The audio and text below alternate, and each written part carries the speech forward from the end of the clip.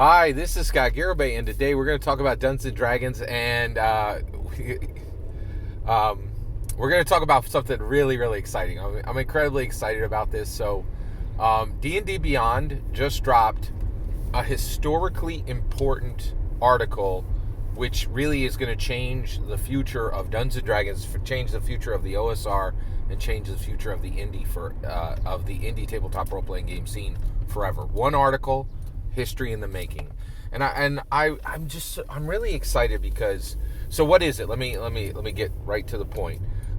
D&D Beyond has right now Dungeons and Dragons Honor Among Thieves stat blocks for every single hero and one villain in D&D Honor Among Thieves, and they're doing something that has never been done in the history of Dungeons and Dragons, or is not even possible within the history of the OSR or within the history of the indie, and it's a savage rebuff from Hasbro to all the OSR companies and all the indie companies that embrace that D&D Beyond promise to end Dungeons & Dragons and to replace Dungeons & Dragons. And it's a massive embarrassment to the OSR and to the indies, and it is a huge surge forward and a massive statement from Dungeons & Dragons that the product is the world, okay? And so I want to explain to you why this is historically important. So basically, the D&D, the Dungeons & Dragons film, right, is coming at the end of this month. But we just got every stat, every name, every character detail, and this is critically important, stunning full color art for every single hero in the movie, right? So this is this is Chris Pine's Bard. This is Renee Jean Page's Paladin. This is Michelle Rodriguez's Barbarian. This is Sophia Lillis's Tiefling Druid, right? This is Justice Smith's Sorcerer, and this is Hugh Grant's villainous rogue, right? And when I said those people's names, those actual people's names, that I'm not just adding them in. This is critically important to understand, okay? If you go over to Fortnite, you will find a Spider-Man, generic Spider-Man, who does not have Tom Holland's face. And then you will find Tom Holland's face. And I actually own it. I own the generic Spider-Man skin in Forgotten Realms because I earned it through the Battle Pass. I don't own the Tom Holland Spider-Man because it's incredibly special, right? And what Dungeons & Dragons just did is these pieces of art are literally the exact face, the exact body type, the exact proportions of the movie actor. So this is Michelle Rodriguez's Bard, this Barbarian. This is Chris Pine's Bard, right?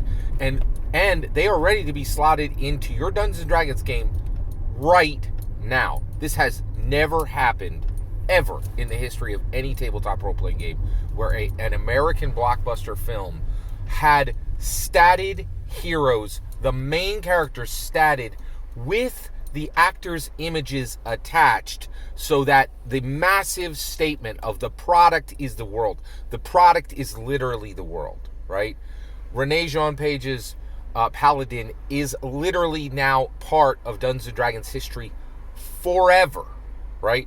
And he belongs in Forgotten Realms, and Forgotten Realms has these American blockbuster fully forged actor-to-player characters, and this has never happened ever.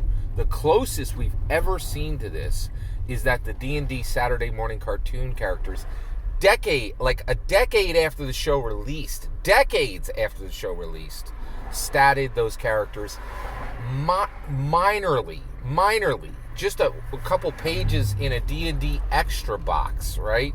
They weren't even really fully statted as playable, right? It was almost like an homage to a character sheet, right? But that's the point here, is you land at this incredible juncture, right? Where They're literally saying what you see in the movie, these player characters should be in your Forgotten Realms. And because we've been given the entire character sheets, we are permissioned to play them as player characters, or for the dungeon masters to use them as non-player characters. And here's where it just gets, where it is a thing of beauty. Everyone who canceled their subscription, everyone who deleted their account, now needs to say, I'm sorry, world, I'm a repugnant fool. There's a piece of history that's happening in the tabletop role-playing game space. I don't know anything about it because I don't have the tools to learn about it. And my disrespect and my ingratitude toward Dungeons and Dragons has made me a repugnant fool. Don't listen to a word I say because I don't have the information to speak on relevant topics within the time. Like, what is Nerd Immersion going to do right now, right? He was encouraging people and saying, oh, yeah, I get this whole D&D Be Gone energy and, down with D&D. And now, what does he do? He has to schlep back and reestablish, his subscription, or, reestablish a new account, right? Or just use the one that he pretended to be an ally to the D&D Be Goners, and he never really was, and it was all for clicks, right? So he's either the most, and everybody in the OSR space who allied with D&D Be Gone is now, they have a choice. They can be a repugnant fool, or they can be the worst possible hypocrite, right? And that's all that's left to them, right? And that's where we are. But if you're in Dungeons and Dragons, if you're an actual D&D advocate, and you always were, and you never changed your loyalty, you get to celebrate, and you get to watch history happen on D&D Beyond. And it's incredible, and it's beautiful, and I'm very excited about it. And I'm saying thank you for letting me share this with you today. Every single word of that is my humble opinion. What's important is when I get to hear your humble opinion, when you get in the comments and send your traffic. Please consider liking and subscribing, and have a wonderful millennium.